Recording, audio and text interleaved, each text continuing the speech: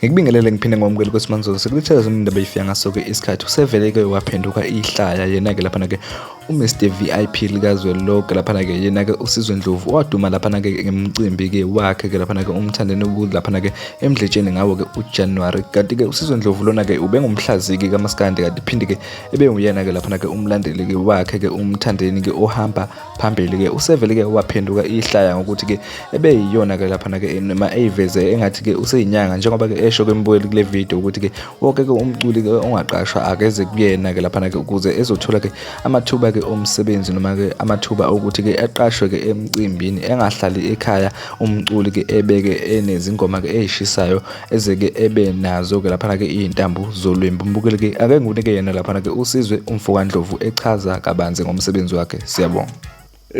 Webaculi nonke webaculi nifuna ukuthola amagigi amaningi manje ufuna ukuqasha kakhulu ningasondela nje kumina nizonenza ukuthi-ke niqashwe kakhulu lapha amagigi imbi yonke yenziwayo nibizwe, ungahlala ekhaya umculo uzulalelwe umuhlwa ungaqashiwe kodwa usebenza ucula.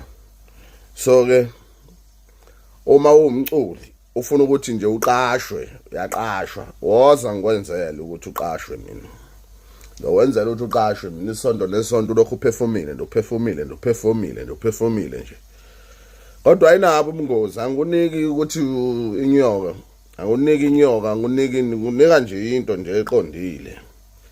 Ngoba lapha kogatsheni asisebenzi ngezilwane, asisebenzi ngezinto ezimbi, sisebenzi ngezinto ezibulalayo.